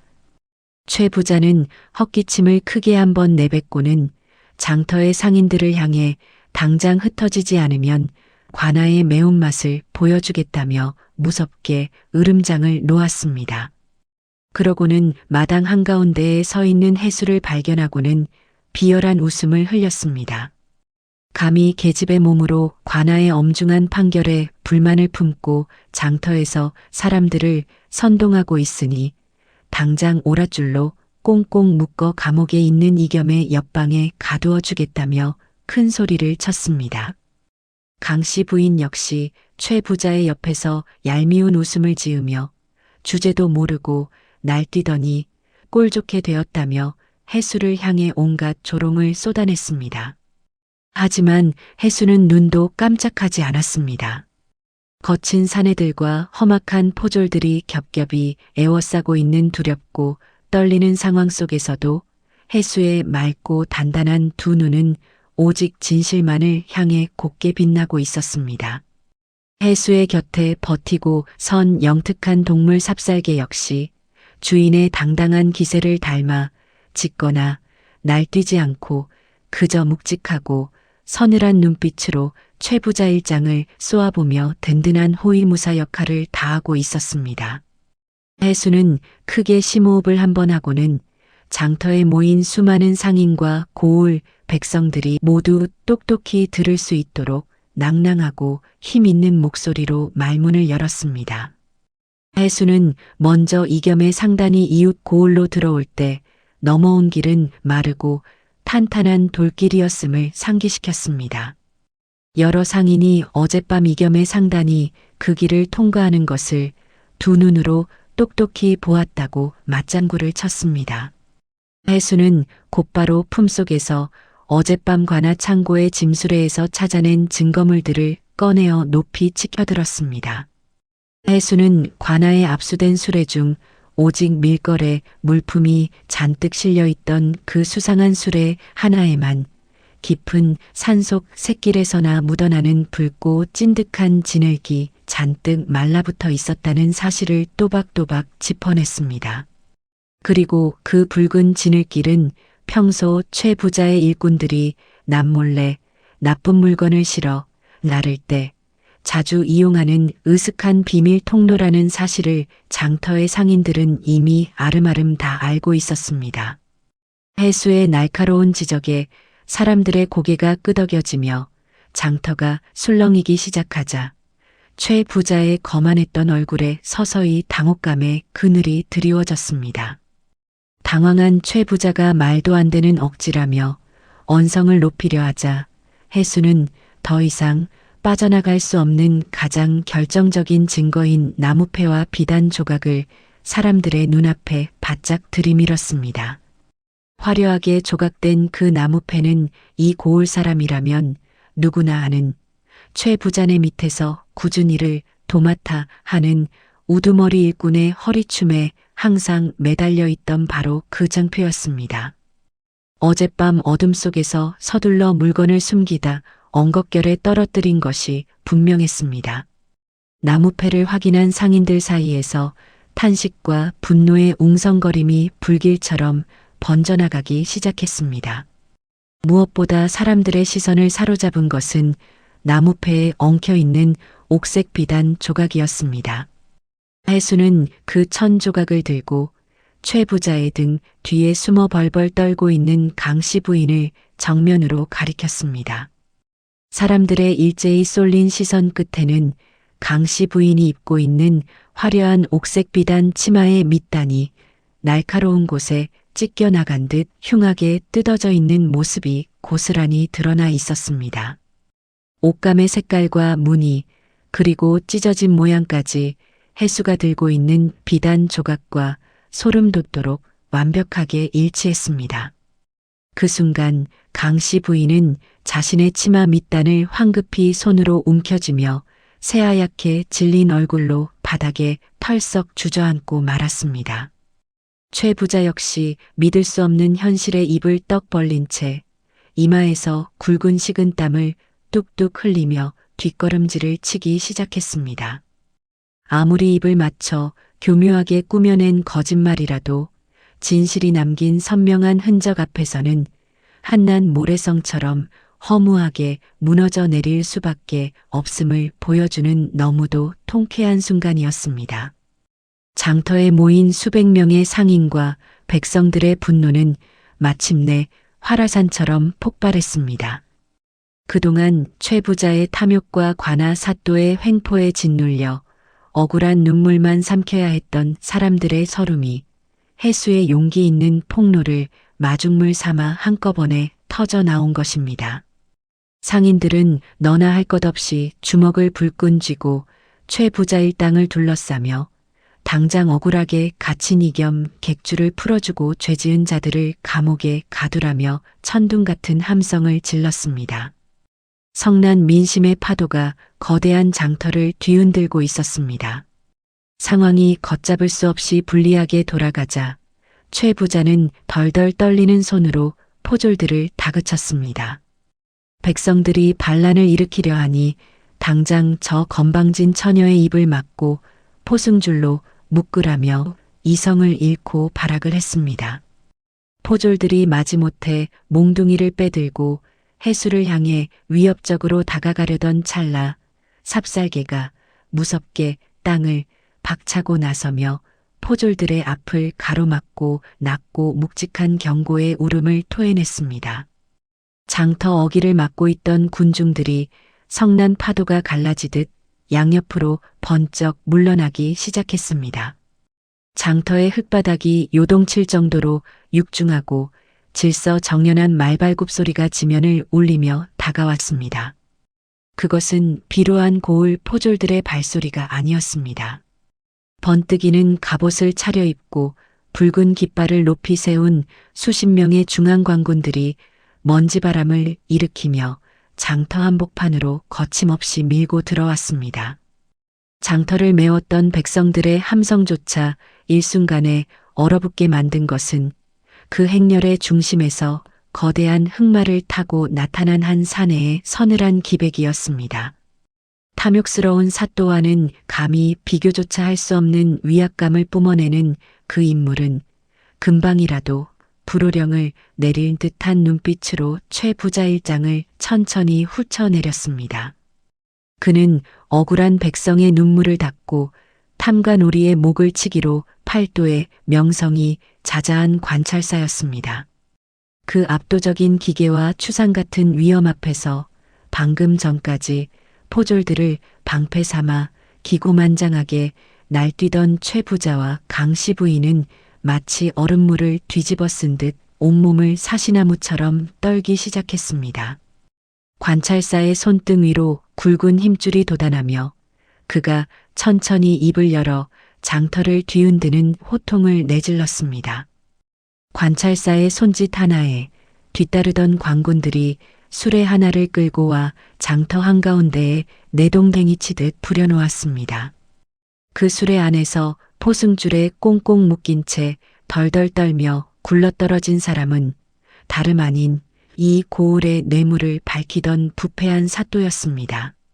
화려한 관복은 온데간데 없이 벗겨진 채 죄인의 초라한 몰골로 바닥에 엎드린 사또를 보자 장터의 백성들은 놀라움에 입을 다물지 못했습니다.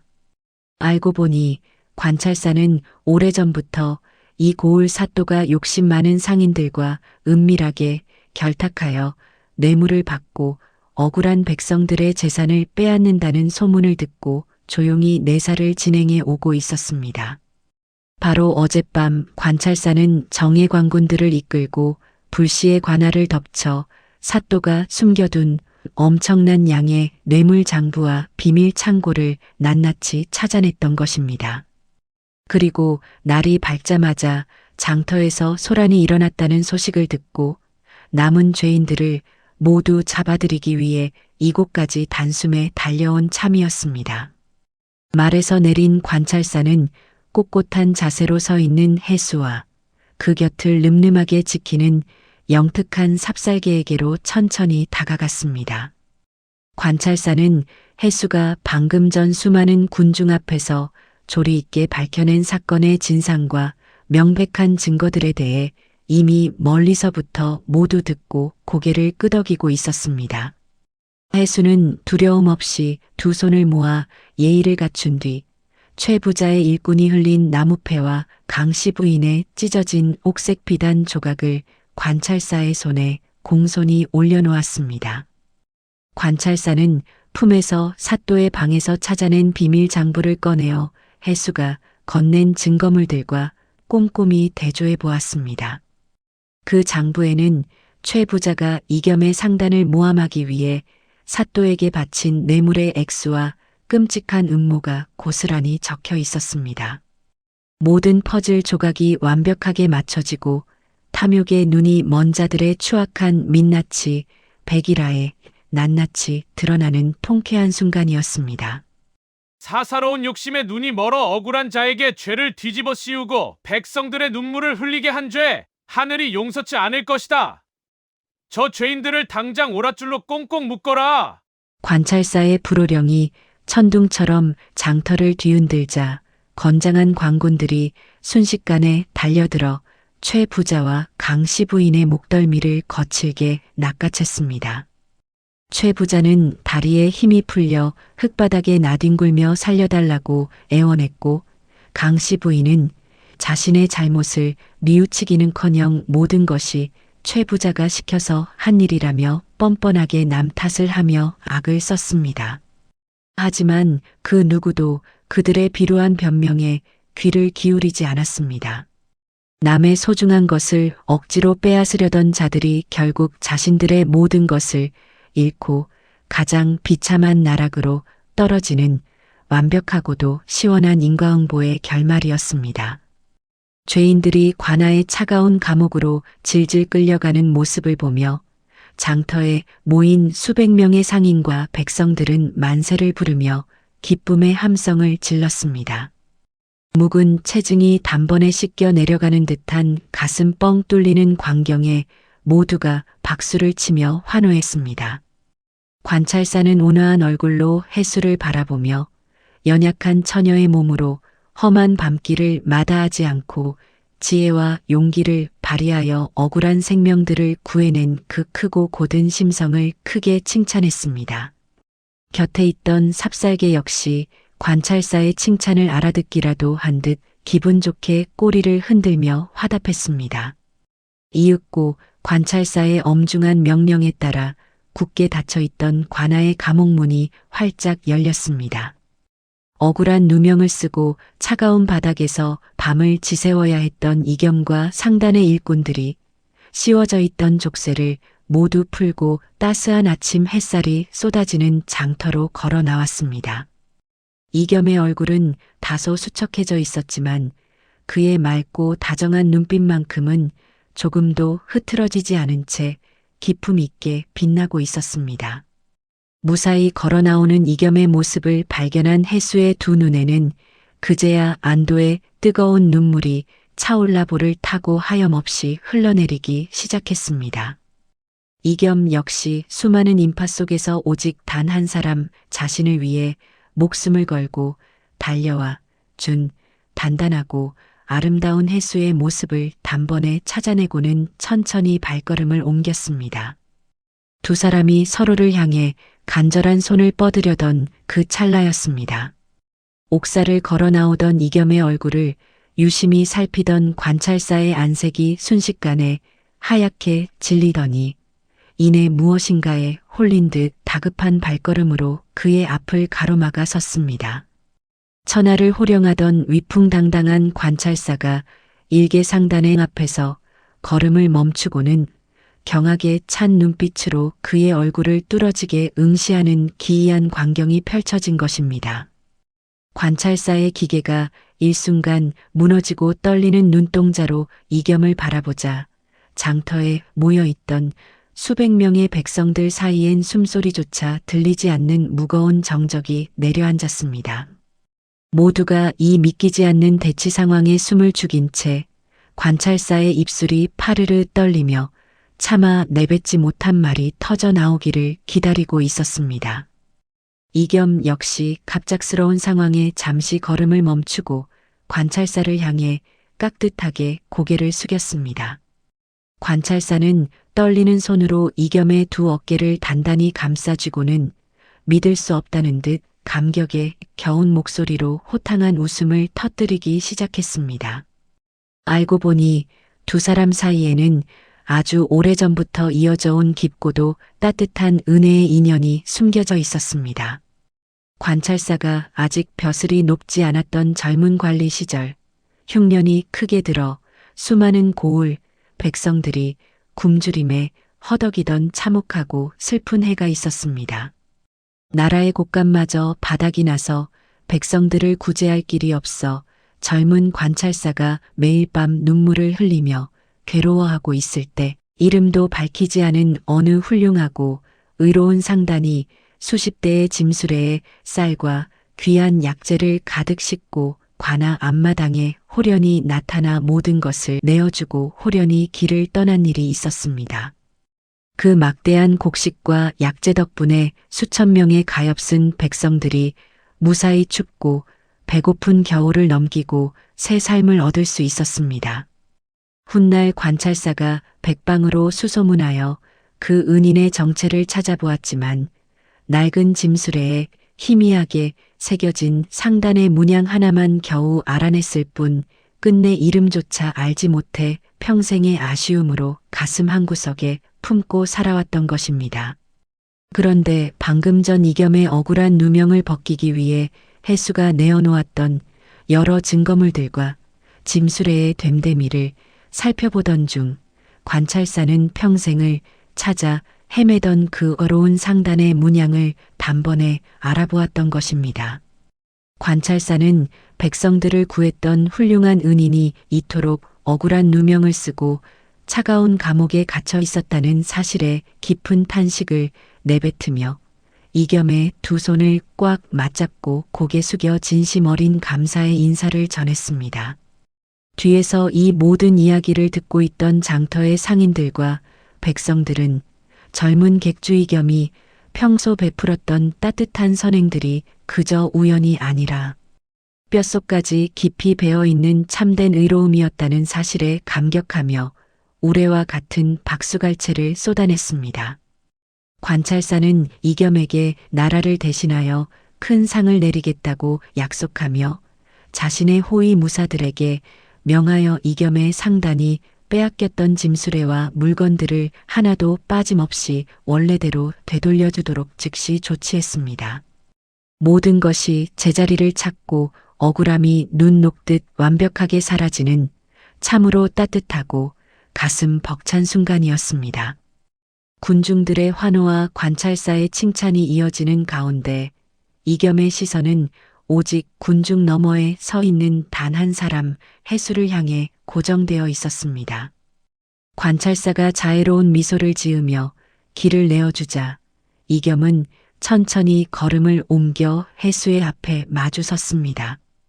고된 밤을 새우느라 흙먼지가 묻은 해수의 치맛자락과 조금 헝클어진 머리칼을 본 이겸의 가슴 깊은 곳에서 뭉클한 감정이 소용돌이쳤습니다. 자신을 구하기 위해 그 무서운 관아 창고를 몰래 살피고 이 수많은 군중 앞에서 호랑이 같은 최부자 일당과 당당히 맞서 싸운 이 가녀린 처녀의 엄청난 용기에 깊은 존경과 벅찬 연모의 정이 흘러넘쳤습니다. 아가씨의 그 곱고 바른 심지가 또 한 번 저를 살렸습니다. 이 크고 무거운 은혜를 평생토록 어찌 다 갚아야 할지 모르겠습니다. 이겸의 부드럽고 다정한 목소리에 해수는 그저 환하고 맑은 눈물로 대답을 대신했습니다. 서로를 바라보는 두 사람의 눈빛 속에는 가장 춥고 외로웠던 겨울날 헛간 앞에서 시작된 작은 온기가 어느새 거친 비바람을 함께 이겨낸 크고 단단한 사랑으로 자라나 있음을 누구라도 한눈에 알 수 있었습니다.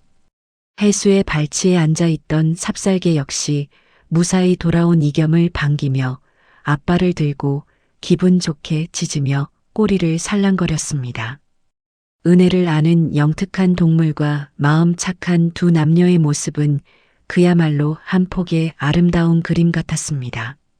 모든 위기를 무사히 넘긴 해수와 이겸은 관찰사와 고을, 백성들의 따뜻한 배웅을 받으며 다시 짐수레를 이끌고 든든한 아버지가 애타게 기다리고 있는 고향집으로 발걸음을 돌렸습니다. 집으로 돌아가는 길 위에는 어느덧 매섭던 찬바람도 완전히 자취를 감추고 코끝을 스치는 향긋한 꽃내음과 함께 포근한 봄 기운이 온 세상을 다정하게 감싸 안고 있었습니다. 고을 어귀에 도착하자 무사하다는 소식을 듣고 버선발로 마중을 나온 해수의 아버지가 멀리서부터 눈물을 훔치며 두 사람을 향해 달려오고 있었습니다. 아버지는 억울한 감옥살이에서 돌아온 이겸을 와락 끌어안고는 수없이 고맙다는 인사를 건넸습니다. 그리고 자신의 하나뿐인 귀한 딸 해수가 얼마나 용감하고 지혜롭게 상단을 구해냈는지 전해 듣고는 두 사람의 굳게 맞잡은 두 손을 번갈아 바라보며 얼굴 가득 흐뭇하고 벅찬 미소를 지어 보였습니다. 그날 밤 촛불이 환하게 밝혀진 안채의 넓은 마루에는 아버지가 정성껏 준비한 푸짐하고 따뜻한 잔치 음식이 한가득 차려졌고 온 집안 사람들과 이겸의 상단 일꾼들 그리고 가장 훌륭한 공을 세운 영특한 삽살개까지 모두 모여 앉아 웃음꽃을 피우며 잔을 부딪혔습니다. 그리고 모두가 행복하게 웃고 떠드는 그 훈훈한 자리에서 헛기침을 몇 번 하며 주변을 조용히 시킨 아버지가 자리에서 일어나 두 사람을 향해 평생 잊지 못할 아주 중대하고 가슴 벅찬 선언을 입 밖으로 꺼낼 참이었습니다. 이복의 이겸 객주, 자네의 곧고 바른 심성과 내 하나뿐인 딸을 아끼는 그 따뜻한 마음에 내 이제 평생의 무거운 짐을 기꺼이 내려놓고자 하네. 부디 내 소중한 딸 해수의 든든한 평생 반려가 되어 우리 두 상단을 하나로 합쳐 천하에서 가장 의롭고 크게 이끌어 주지 않겠는가? 아버지가 만면의 웃음을 띠며 건넨 그 묵직하고도 가슴 벅찬 제안에 잔치상에 둘러앉아 있던 모든 사람들은 일제히 환호성을 지르며 기쁨의 박수를 치기 시작했습니다. 이겸은 잠시 놀란 듯 두 눈을 크게 떴지만 이내 얼굴 가득 다정하고 붉은 홍조를 띠며 자리에서 일어나 아버지의 앞으로 나아갔습니다. 그리고는 가장 정중하고 깊은 절을 올리며 평생토록 해수의 곁에서 비바람을 막아주는 튼튼한 거목이 되겠노라 굳게 맹세했습니다. 해수 역시 수줍게 고개를 숙였지만 그녀의 입가에는 그 어느 때보다 환하고 눈부신 미소가 피어오르고 있었습니다. 두 사람의 발치에 앉아있던 삽살개도 좋은 일이 생겼다는 것을 알아챈 듯 커다란 꼬리를 흔들며 방안을 빙글빙글 돌며 잔치의 흥을 한껏 돋우었습니다. 그 해가 가기 전 온 고을에 하얀 눈이 소담스럽게 내리던 어느 맑은 날, 기와집의 너른 앞마당에서는 고을 역사상 가장 성대하고도 따뜻한 혼례식이 열렸습니다. 억울한 누명을 벗고 돌아온 두 의로운 남녀의 앞날을 축복하기 위해 이웃 고을은 물론이고 멀리 관찰사가 머무는 가명에서까지 귀한 축하 사절단이 끊임없이 밀려들었습니다. 고운 족두리를 쓰고 연지 곤지를 찍은 해수의 자태는 눈이 부시도록 아름다웠고 늠름한 사무관대를 한 이겸의 얼굴에는 세상을 다 얻은 듯한 벅찬 행복이 가득했습니다. 잔치에 모인 백성들은 모두 자기 일처럼 기뻐하며 두 사람을 향해 아낌없는 덕담을 쏟아냈고 집안의 귀염둥이로 자리 잡은 영특한 삽살개는 혼례상 옆에서 늠름하게 자리를 지키며 사람들의 사랑을 독차지했습니다. 혼례를 올린 후 두 상단을 하나로 합친 이겸과 해수는 전국에서 가장 명망 높고 거대한 대객주로 성장했습니다. 하지만 그들은 재물이 산더미처럼 쌓여도 결코 교만해지거나 가난한 이들을 핍박하는 일이 없었습니다. 오히려 흉년이 들거나 굶주린 백성들이 생기면 가장 먼저 수레에 곡식을 가득 싣고 관아의 앞마당을 찾아가 남몰래 베푸는 삶을 평생토록 이어갔습니다. 해수와 이겸의 이름은 오랜 세월 동안 수많은 사람들의 존경과 칭송을 받으며 널리 빛났습니다. 세월이 흘러 기와집 뒤뜰에 다시 화사한 봄꽃이 만발한 어느 날 단정한 비단옷을 입은 해수와 이겸이 마루에 나란히 앉아 따스한 햇살을 받고 있었습니다. 두 사람의 무릎 사이에는 세월이 흘러 털은 하얗게 새었지만 눈빛만큼은 여전히 맑고 영특한 삽살개가 편안하게 숨을 고르며 깊은 단잠에 빠져 있었습니다. 해수는 가만히 손을 뻗어 삽살개의 따뜻한 등을 쓰다듬었고 이겸은 그런 해수의 어깨를 다정하게 감싸 안았습니다. 모든 것이 제자리를 찾은 완벽하고도 눈부신 봄날의 오후였습니다. 모진 추위와 핍박 속에서도 묵묵히 밥을 나누었던 작은 선행은 결국 든든한 평생의 인연과 거대한 복이 되어 돌아왔습니다. 착하고 바른 마음은 돌고 돌아 언젠가 반드시 가장 아름다운 꽃으로 피어난다는 진리가 두 사람의 환한 웃음 위로 영원토록 따스하게 빛나고 있었습니다.